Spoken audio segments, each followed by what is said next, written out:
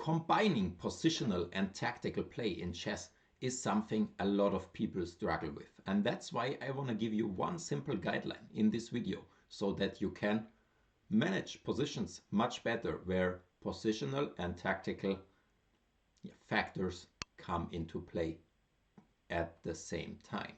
So we will have a look at two games of some students of me, and we will see some moments where they over evaluated tactics over positional factors and did some positional undesirable moves in positions where they could just do something positionally more desirable. So let's start. The position here is better for white after the opening. White got a huge center, played bishop e3, stabilized the center a bit, and there came queen to a5. So at this moment you might wonder, what is the queen doing on a5? And that's exactly what he did. So he was probably thinking that the queen is eyeing the c3 pawn combined with this bishop, and that c5 might be on the way. And now he got a bit scared. What he did was he played bishop to d2, guarding this pawn. But this is a positionally quite undesirable move. Why? Okay, you put the bishop to e3, you waste another tempo to put it to some other inferior square. And that's not really the way how you improve your position. It's usually how you worsen your position. The advantage is still on white side, but it has become smaller. So how to avoid this? How to avoid making such kind of mistake? And that's the point where I want to point out the rule.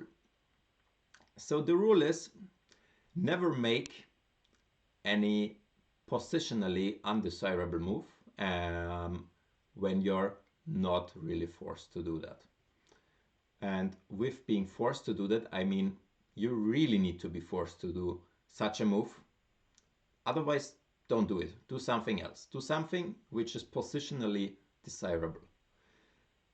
Of course, there can be some debate what is positionally desirable, but I think there is no argument that continuing development is in general something we would rather do than putting the bishop back to d2.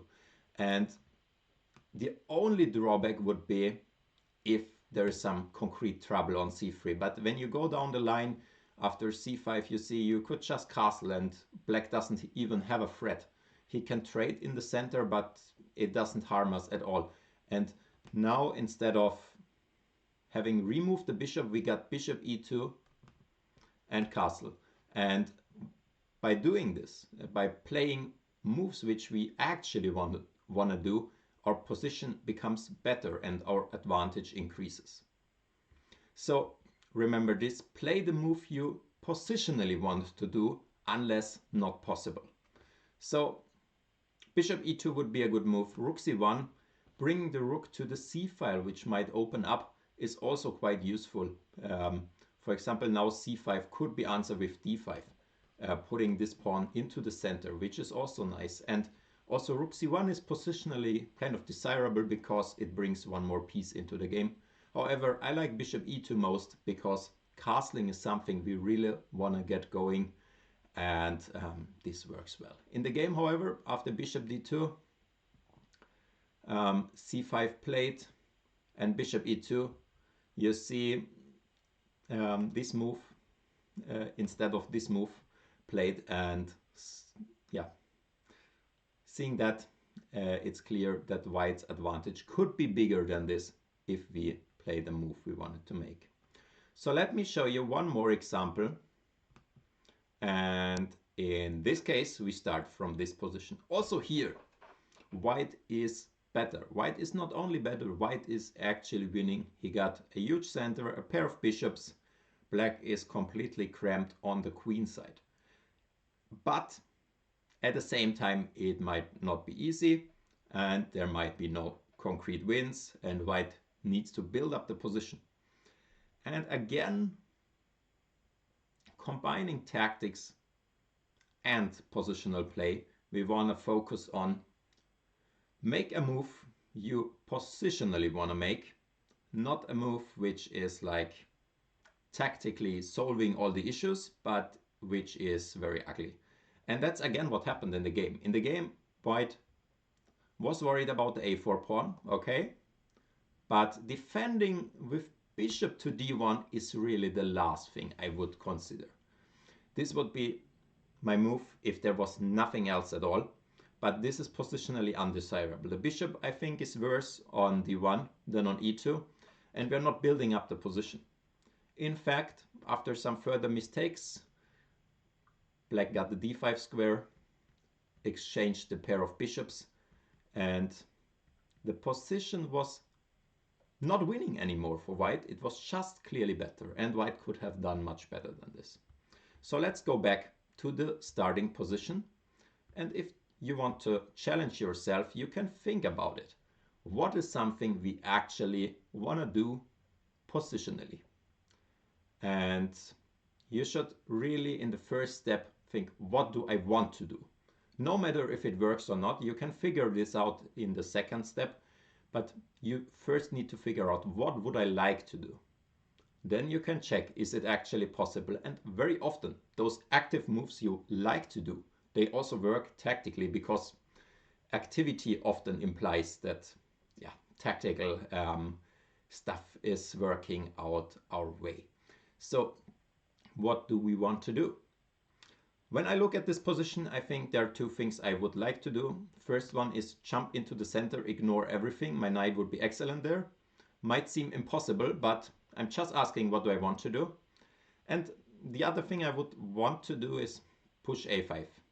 I don't really want to push my center yet, because if I step c5, I give the d5 square. So I would rather keep the center as it is, because the center is just excellent, controlling all those 4 squares in a row, and push the a pawn. So let's check those moves, and I think it's no coincidence that it actually works. So knight e5, the move we want to play, actually also works, and by doing this, we again increase our advantage rather than make some positional concession and go a step back.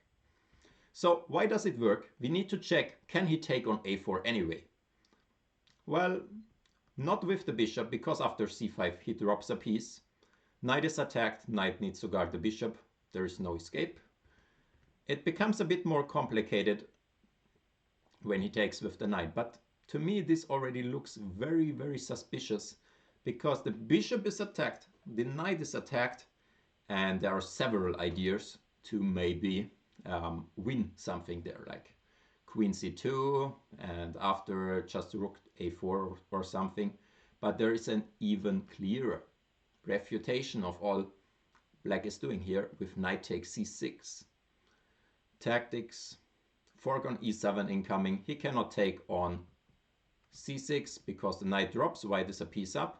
So he needs to accept the challenge. Knight takes b2, knight e7 check, king h8, take the queen, and finally trap the knight, and White is winning. So also this is nothing to be afraid of. So in fact we already proved that this a4 pawn is untouchable, and we can just play the move which we positionally want to do. And by doing this, if Black agrees to that, we increase our positional advantage. For example, if he challenges our knight, we damage his pawn structure, keeping the pair of bishops and having some targets, and White actually increased his advantage rather than, yeah, spoil it. So knight e5 is a great move, but we will also check the other move, which is a5, something we positionally want to make. And the thing we get here is he gets passive with his knight. We squeeze his queen side, he can never really advance, but we at the same time do not allow him access to any center squares, and we can preserve our bishop pair advantage with something like h3, and he is completely cramped again. So that's it about the rule between positional and tactical play. What you really should remember is, try to play a move you positionally want to do. Don't just protect something at the sake of protecting. Try to protect it in a way which, yeah, looks right, which looks active, not which looks passive. We saw 2 times some passive bishop moves and they, in both cases, spoiled the advantage. If you watch the video till here, you might also be interested in my new group training sessions. Starting from 1st of May, I will offer some group training sessions in groups with a size of 3 to 6 people of around the same level. I try to keep it yeah, at the same level as possible. Maximum range should be around 300 elo. Between the lowest and the highest rated player, we will cover all kind of topics from strategy, calculation, and games. Analyze your games, answer all your questions. I will teach you how to work on chess on your own, and we will repeat this cycle. The lessons will be weekly, 90 minutes long, at a fixed time spot. So to help me organize it, please fill out the form which I link below the video, and tell me which times are available for you. And if you have any questions, also write them down. We will have an English group. We will also have German groups. So tell me your language preference, your time preference, what you think about the program, and I would be very happy to help you with your chess, study chess together, answer your questions. I really want to make it more accessible to everyone by doing this. So not only private coaching, but also some group sessions, because you get basically almost the same, because if we do some strategic examples and so on, it doesn't really matter if there are some other people watching as well, and you get it much cheaper. So check out the information on the group training program. And I'm very curious what you think about it, and let's get it started. Thanks for watching. See you in the next video. Goodbye.